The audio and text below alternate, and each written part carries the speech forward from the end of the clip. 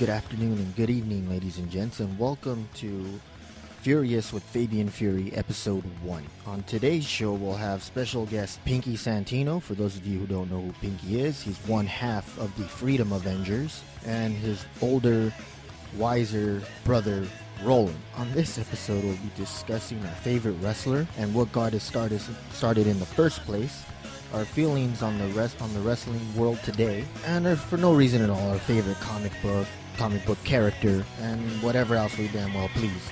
Because, again, it's my show. So, enjoy.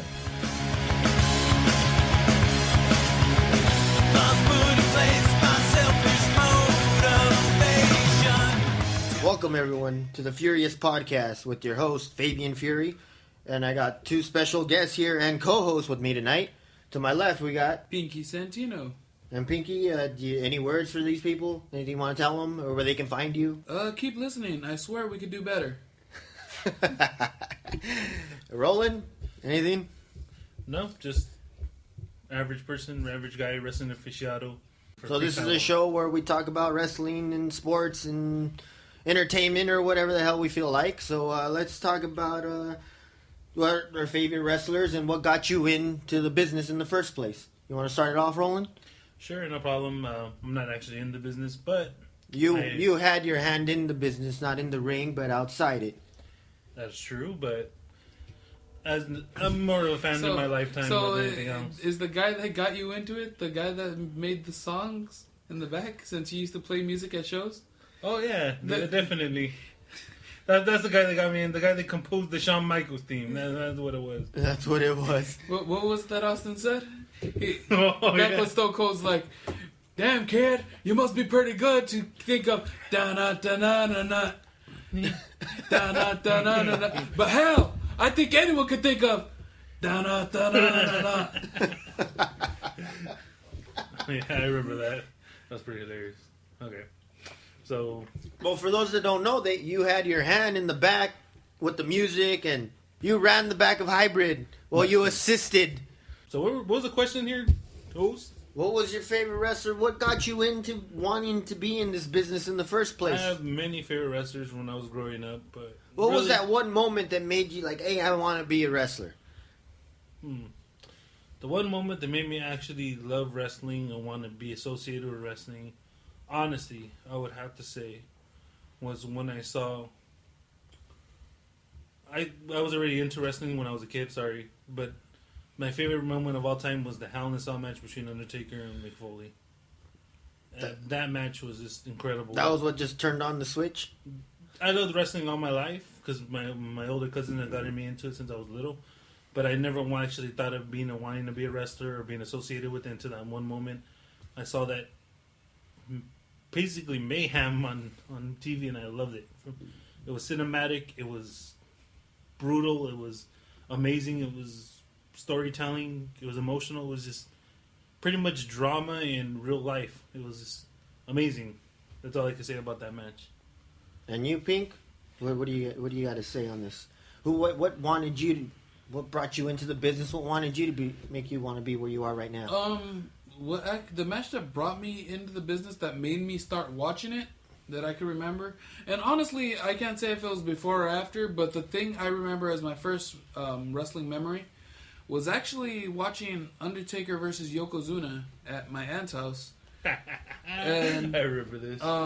It was that casket match. The casket match that they had, in which all the wrestlers came from the back, threw Undertaker in the coffin, and they're wheeling him to the back.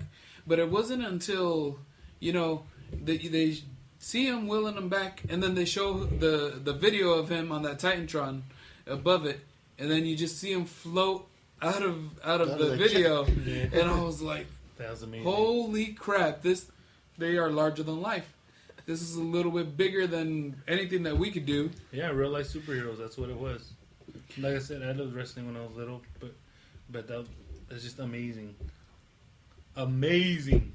So on that note, how you guys are talking about superheroes and wrestling, that's what made me want to get in it, since I always loved comic books and reading it. Figured, well, how else can I be a superhero when I watch this on TV and they dress up and they wear masks and they look like heroes already? That's what made me want to do it. More so when I started watching like the Lucha Libre you know, how they wear the mask and they look with their capes and everything. And I'm like, dude, they're freaking superheroes right now. Look, the real life superheroes. I want to be a real life superhero. Okay. That's what brought me in. That actually explains a lot about you. I've known you my whole life, and yeah, that actually explains really a lot about you. So what would you say your biggest influences were then? Which wrestlers and whatnot? Well, growing up, I always loved like the Hogan and Warrior, but everybody liked watching them. But what made me want to do it more was Rey Mysterio, this guy that was 5'0", wearing a mask and doing these super heroic things that nobody else does. Like he looked like he was literally flying. You know, I'm like, dude, So, this guy is a Mysterio, superhero. WCW, is that what we were saying here? I'm saying, yeah, Rey Mysterio, AAA, Rey Mysterio, WCW. Wow. Because I would watch the Mexican wrestling. What was Rey Mysterio's name before it was Rey Mysterio and AAA? I don't remember. Wasn't he a freaking bird? What was it? The Hummingbird. Yeah, but I don't remember what it was called. I just knew it was bird. I can't remember what It was a hummingbird, but I In don't Spanish, know. I don't remember. Golondrino or something like that? I don't know. Calibrino, something. I don't remember. Well, What a fan. What a fan, ladies and No, gentlemen. you know what? He is a fan because I remember the second WWE live show that I ever went to. I actually ended up sitting next to him because you and I were brothers, and I'm much younger than you. We actually had gotten I separated remember because this. something happened with the tickets where he had to actually go sit really close. oh Because yeah, he got had- like floor seats. He had to go ahead and buy a ticket there where we already had tickets. Calibri, And whatever. it was right before he actually debuted on television. So I'm sitting there watching. Fabian Fury falls asleep through some of the matches, by the way, I fell asleep. I remember falling asleep when Undertaker came out. which is the Horrible, by the way. worst. Who did he fight? Did he fight Spike Dudley or It something? doesn't I matter. don't know. It's Undertaker. I fell asleep. But to bring it back, Rey Mysterio comes out, and for some reason he knew before anyone else did that he was even going to be on the house show. And I'm sitting there watching the match and listening to him, and he's calling Rey Mysterio's spots right before he does them. He's like, all right, he's going to duck that, bounce off the second rope. There it is, 609. Even before it was called the 609, he was like, oh, he's going to do the thing around the ropes. That's funny. So I know he was a major Rey Mysterio fan for sure. And by the way, the reason we got separated in the first place, just so you know, is because the only thing they had in Ticketmaster was the front row seat. So I had to, be a good big brother and let myself go in the front row. You said I know. Instead of letting Pinky go sit in the front, you go sit in the front. He needed to sit by you guys to be taken care of. I had to sit by myself right next to Dennis Rodman and Big Boy and all these other people that were there. Wasn't Johnny down there with you? No, it was you guys were over there. And you were down there by I was yourself? the only one by myself. I had Hogan sweating on me because I was Hogan's farewell wrestling tour at WWE. Remember that? Yeah, but has he gone? He wasn't farewell, but he was there for another like 10 years, wasn't That he? was the last time he was wrestling. Don't you remember? He was like tagging with Edge and all them at that time. No, I didn't believe he so. come back as Mr. America or whatever? Doesn't matter. Yeah, That's besides the point. Yeah, besides the point. Okay, what about you, Pinky? What was your favorite wrestlers growing up and influences? My favorite wrestler was Bret the Hitman Hart, but I couldn't really use him as an influence when I started wrestling because I wear different sizes. He was a little bit more smaller, athletic. He could do things that I can't do. And I had to focus more on the bigger guys, such as, not as big as them, but I derive my style a lot from people like Kevin Nash. If I look at old stuff, I look at Jake the Snake Roberts. Jake the Snake wasn't that big, though. He's a large man. I've met him in person. Large man now. He's Wow. huge. He never stood out as a big guy in the business. I think it's because he wasn't one of those guys that were built. Mm. But he's a large man. That's why he was able to stand in the ring with the Warrior and still be a threat, if you think about it. And plus, you had the big snake over there, Damien. Yeah. So, who was your favorite wrestler growing up then, Roland? I loved villains all my life. Favorites were Roddy Piper because he's borderline racist and crazy. Just be honest, hitting people in the head with. I with think he is crazy. Well, keep in mind, Roland's personality goes, if everyone likes one thing, he's going to like the other.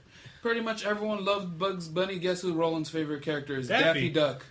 So, Yeah, of course, I'm kinda someone like Roddy Piper is going to be Roland's favorite. Yeah, I'm kind of anti-establishment. I've always been that way. I've kind of gone against the grain my whole life. So, of course, Roddy Piper was my favorite. I loved the Ric Flair.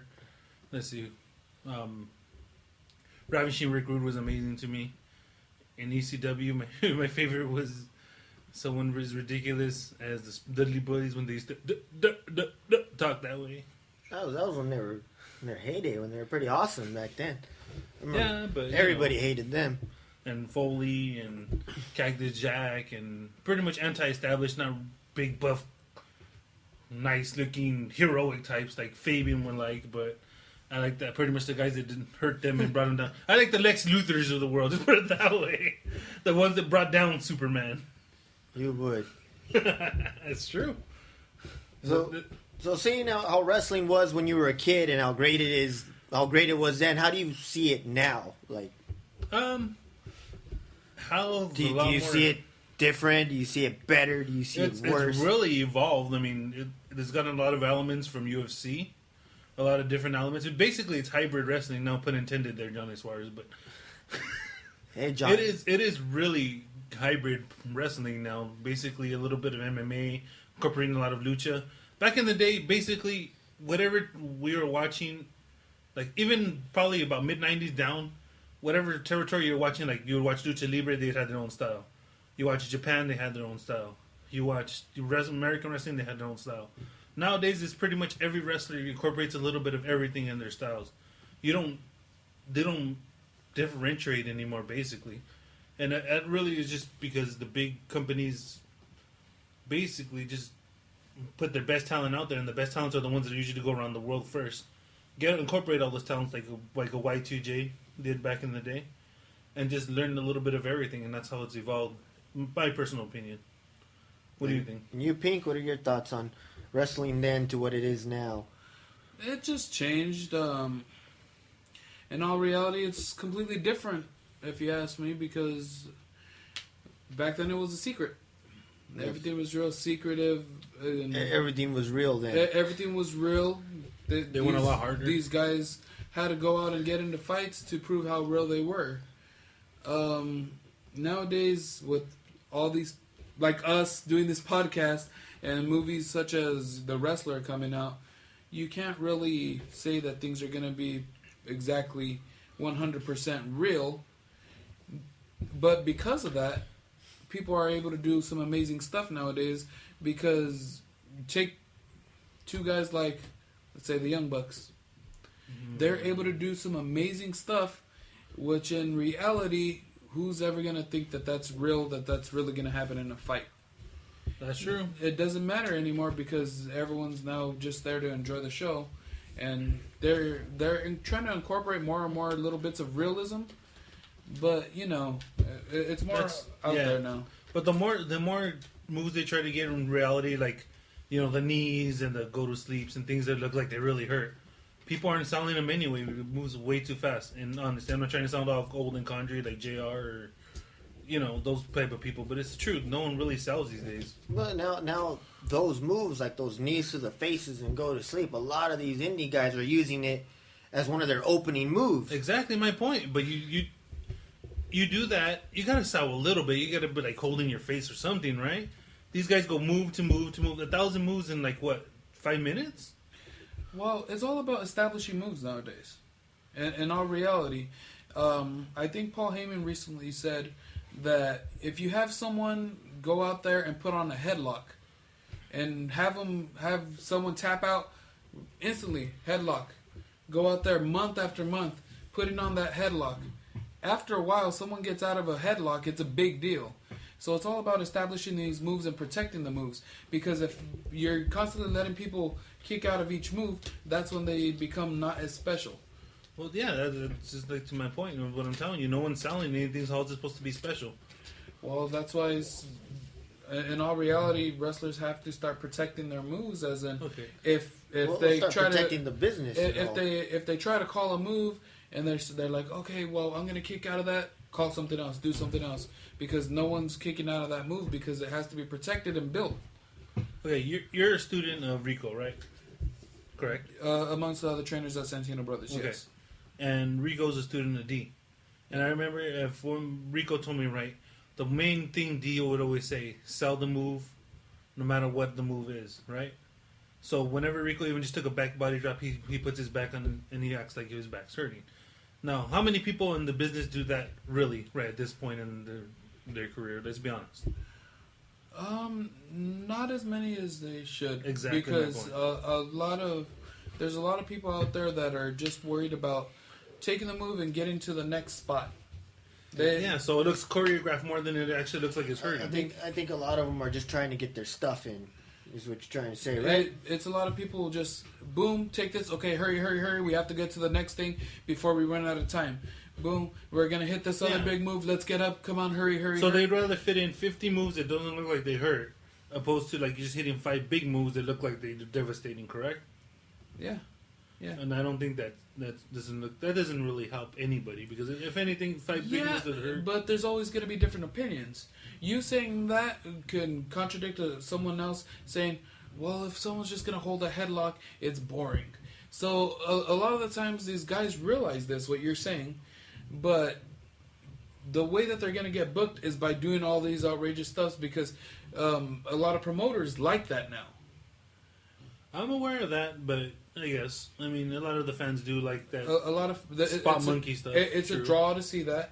It's not always a draw to see the slow-paced, realistic, methodical stuff. Yeah, I understand that.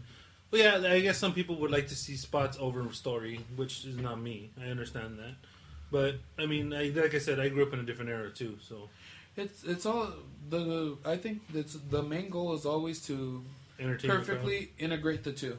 Mm-hmm. If you're able to add those spots to a really good story, it shouldn't matter. Actually, that makes a lot of sense. It shouldn't. Everyone should enjoy it. Okay. What about you? What about you, Pinky? What do you think is your favorite wrestling show right now? Indie and mainstream. I actually wish I would go to more indie shows, but I don't, so I wouldn't really be able to say as much. There's a few that I go to, but mainstream, it's still Raw. I think it's too long for me personally. Well, the intro's long. Well, you would say the intro is long. They use the intro to go ahead and set up for the whole show. Yeah, but I was figuring to cut that shorter. The whole thing is too long. 3 hours might be a little bit too much, and you feel that it might be a little bit hard for them to write for that amount of time. True. But it's still the top right now, so you got to give it to them. It's still Raw for me. All right, Fabian. Well, I still like watching Raw. I don't watch SmackDown or anything else. But then, who does watch SmackDown? By the way, also, there's not a lot like mainstream wise. There isn't really much out there anymore. Or just until recently, like TNA and ROH coming out together on one network. We don't have Destination America. So we don't get to watch those. Hey, sorry. Well, I don't think we have it either. Well, what we switched to now, but it's like really that's the thing. But like Raw's still good, but there's no competition really for it anymore. So they could do whatever they want, and they're still going to be the top show. There is competition, and I'm going to go against the grain here, like I always do. According to Pinky, my favorite show is NXT. Well, but that's WWE still. Still, yeah, I understand that, but they created their own competition in some weird way that they weren't. I bet you they weren't even trying to, but they created their own competition. And number 2, my other favorite show is actually Lucha Underground. And it's the most ridiculous thing you'll see on TV. It is basically Mortal Kombat and wrestling mixed together, honestly. The storylines are way out there. There's a dude that turns into a dragon. There's a beast that kills people. What's Muerte Cibernetica's gimmick over there? Isn't he the man of Mil Muertes or something? Mil Muertes. What was this backstory that he died in the big earthquake in Mexico City? And then he got everyone's souls and he died 1,000,000 times. Stuff like that. But you know what?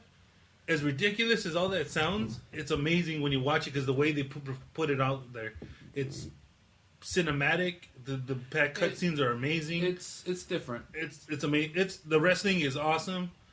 I honestly say that if they could get another season out of that show, it would honestly be mainstream. What's also hurting it is the network that it's on, because not everybody gets it. When we had what major dish thing we didn't have it. We did not get those channels to watch Lucha. You could actually see it on the Spanish channel. The Spanish channel carries it on most. What I heard now, when it first came out. No, originally it was doing that. It's Just been not a doing lot that. of people knew it, or they don't speak Spanish, so they're not going to look for it there. Yeah, but even then, El Rey has expanded a little bit. And the only reason that they might not get a second season, so I hear, is because the cost of that show, because it is a lot of cinematic stuff, and it is a lot of that it's expensive to do, and that's the only biggest reason. They're is the going cost of over the budget. Show. Yeah, basically. Well, yeah, if you watch that show in all reality, I like that show also, actually. It doesn't look like a wrestling show. It's completely done differently. Exactly. It looks as if you're watching a movie. Yeah. With Robert Rodriguez has is the his one. hand in Yeah. it, so. But I mean, yeah, the best way I could describe that was Mortal Kombat in wrestling. That's really what it is. I love that show, actually. That one, and I like New Japan. New Japan is old school, hit 'em hard, no filler, just watching wrestling, not too much storyline BS, and what do you don't like New Japan, or? I'm a fan of the Japanese style. I really do enjoy it. I do understand that it's not for everyone, because once again they practice more of a realism wrestling, so they will hold those holds for a little longer because everything's real over there. They'll actually put an arm wringer on, get them down, throw that Fujiwara on there, and just lay there and sell it, because it's really entertaining over there, because the culture is different. The wrestling culture is different. You watch them; they'll dump each other on their head, and they're like, "Oh, okay, yeah." They put on that really good headlock, and the really headlock. They transition into those head scissors and really sink it in. Those fans lose their minds because they believe in that wrestling. That's awesome. They still believe that it's real sometimes over there, and they get a lot of these guys that are out there get respected like actual athletes, as to oppose here where you're just entertainers. See, but that's the thing. Over there, it's respected. It's seen as a real sport. They do the little, headlock, slow matches, but at the same time, they have the spot monkeys in the beginning, the junior heavyweight division. They do all that, so they're basically seeing both worlds over there, and they respect both versions of it. I like the way they respect the wrestling over there. That's really my thing. American fans aren't that respectful towards the wrestlers, honestly. They kind of treat them like dirt, let's be honest. American fans are like terrible. Well, American fans are basically trolls then in reality. It all goes back to what Bret Hart said back when he returned from his hiatus after he wrestled the Iron Man match. It's when he came back, the wrestling fans weren't cheering for them because American fans want to be part of the show, and they want to be the badasses because that's what they see in their movies, and that's what they want to be portrayed in, where Americans were the badasses. Whereas in Japan, it's all very respectful, and they know that they're there to watch a show put on for them by these guys that really care and love the business. True. It's like that whole "let's go Cena sucks" type of deal. I mean, let's be honest with you. Cena doesn't suck. And I know that's unpopular. It's Cena's the worst thing to happen to wrestling since blah, blah, blah, blah, blah. I actually think Cena's good.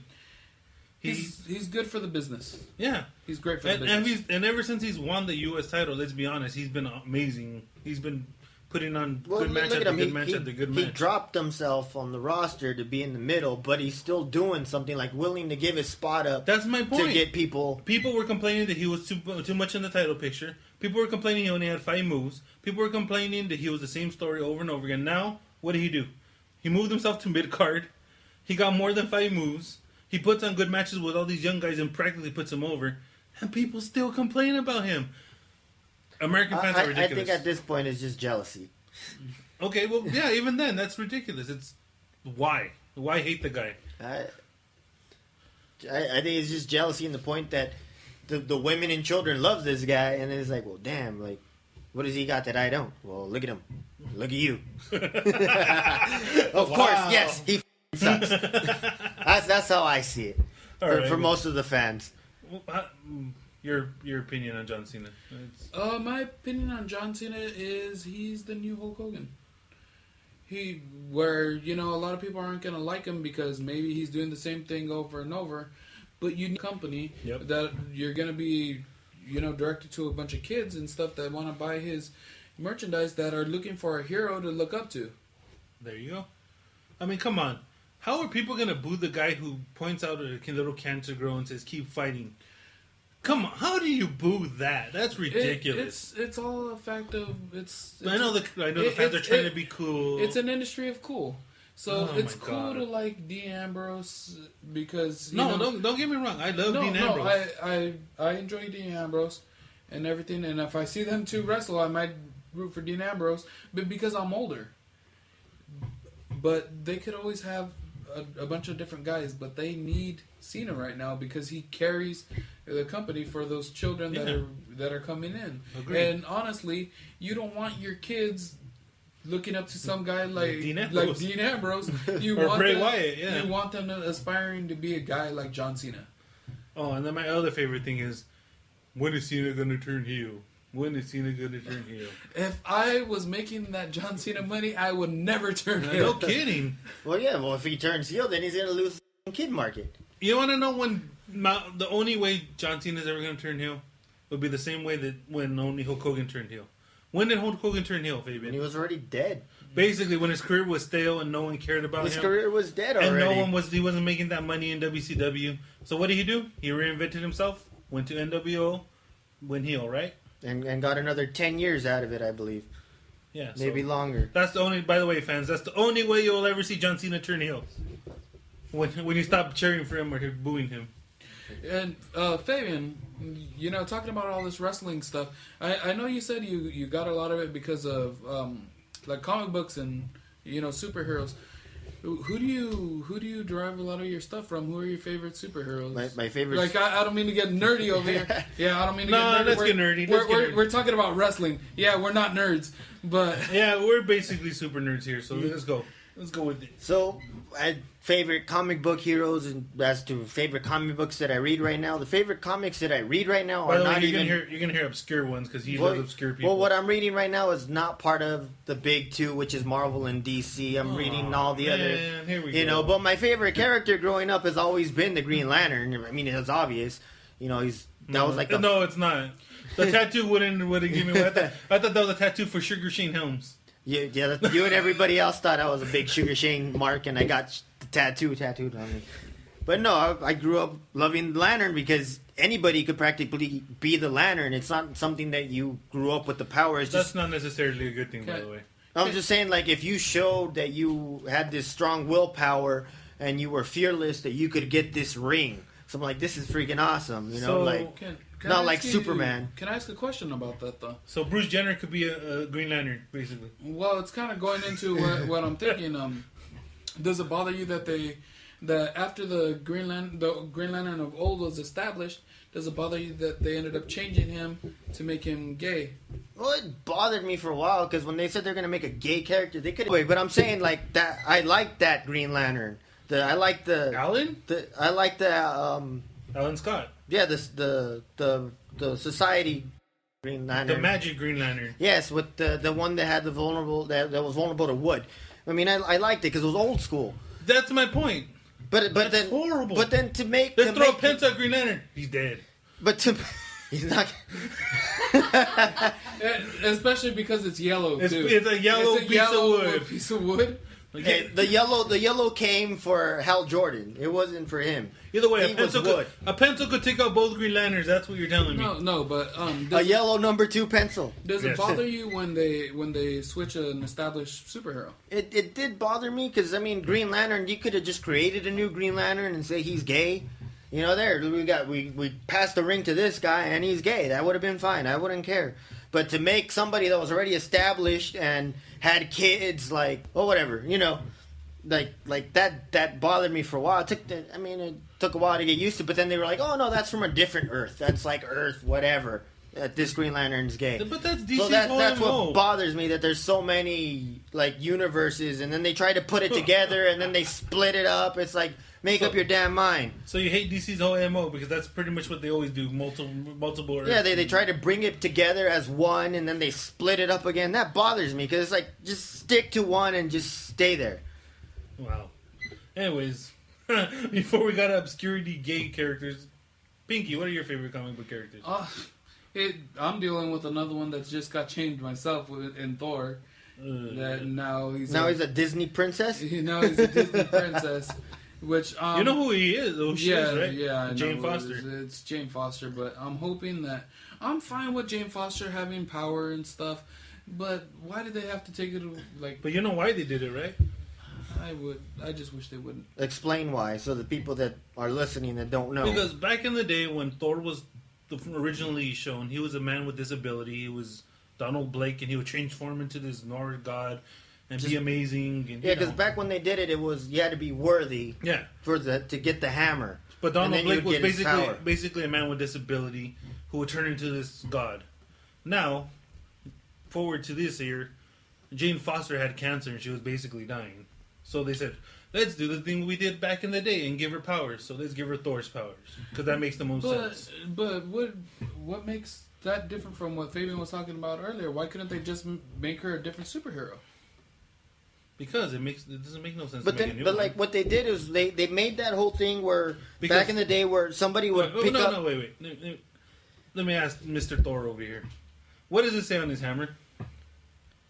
So, but why wouldn't Thor be worthy anymore?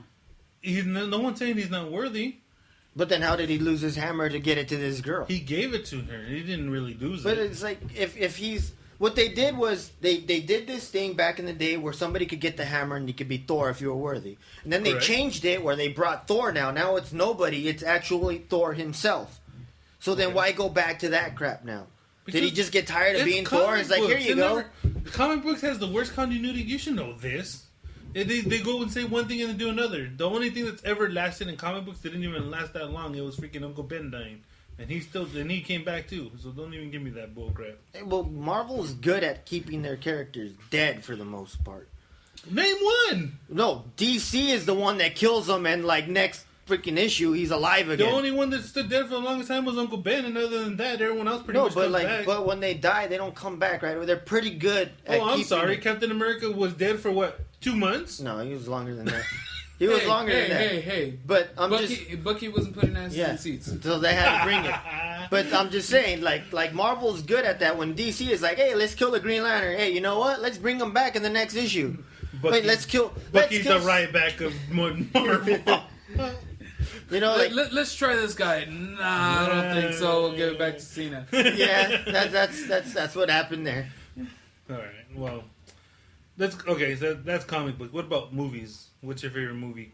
Movie out now? What was your favorite comic book movie? Period. That's my question to you. I guess the Wolverine ones, the origins, those were pretty good. You would like those crappy movies. It was. You're like the only one, dude.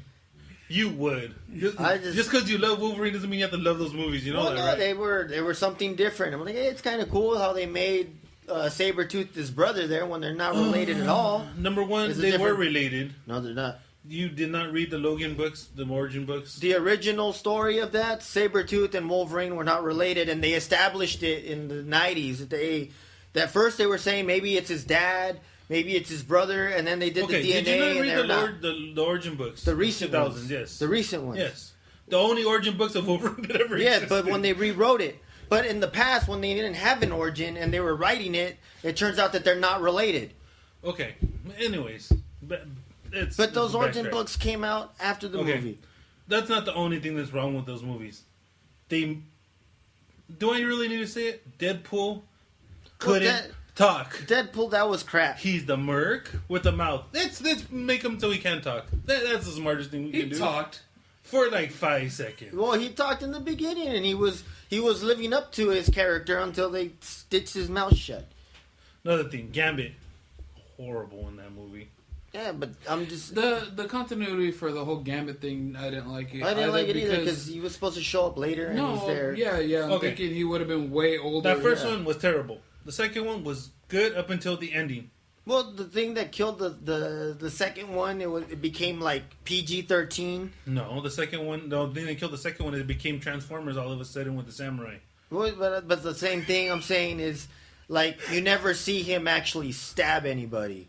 You know, like they had to get rid of that. That's your biggest problem with that movie? No, I'm just saying they had to change it. They had to change the whole format because now it's not them running it. It's Okay. like Disney running it. Before That's not Disney. But I'm saying they had to change it for was that. Fox. Yeah. Okay, yeah, you know what? Let's move on to Pinky because that was a ridiculous answer. Wolverine movies being good. Hey, well, they were better than... You are something else. Hey, the X-Men movies sucked. It's like, oh, here we go. What's my favorite movie? Batman and Robin. Wow. They had nipples and everything. What was your favorite movie? Fantastic Four. That was amazing. Hey, those suck too. As much as I like the Thor character, I wasn't actually crazy about his movie. I thought it just kind of drug on, but I think Like the comic. Anyways, it was, what? I like the Avenger movie, which is a very easy answer. But what it all is it's everything building to one point, and a lot of times when that happens, they don't deliver. And I felt that movie delivered when everyone was expecting so. The first one or highly the of it. second one? Both of them. I felt the second one was a little lackluster, but it was fine. The second one seemed to be more about humor and action, opposed to being story driven. No, I think my problem with it was the fact that the first one, it felt like all these characters coming together for one movie. The second one felt like a bunch of little stories all going on at once. Like it didn't feel like a whole complete movie. That's my thing. I'm just saying. But it didn't bother you that Pym had nothing to do with making Ultron?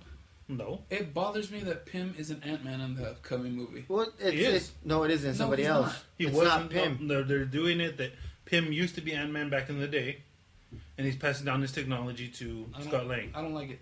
Yeah, it's why make an And Ant-Man movie? here's a spoiler. Spoiler alert. Spoiler alert. Spoiler alert.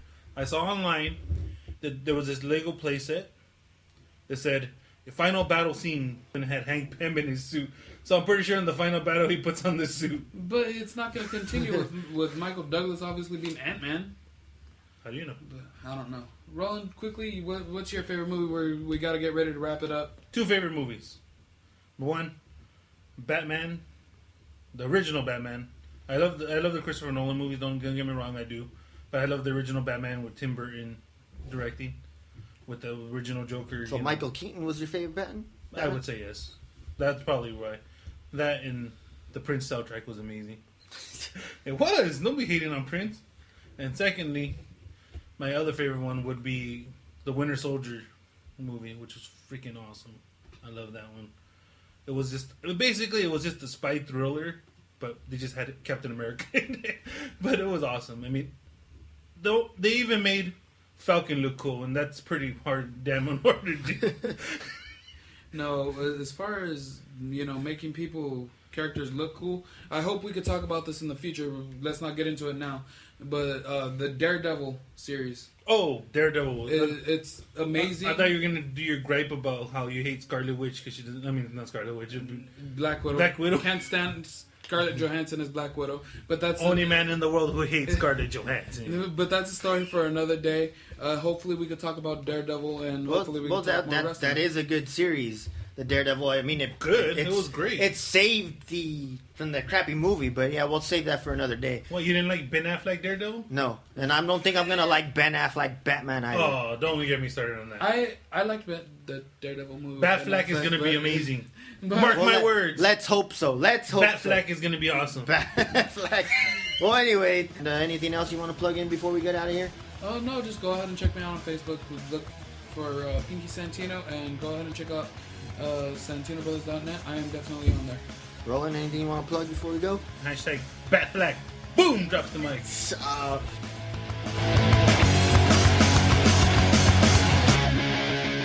Well, that's our show. Thanks for listening. Remember to subscribe to the blog and find us on Twitter. And Twitter is Furious with FF. And if you're going to do it furiously. And if not, go fade yourself.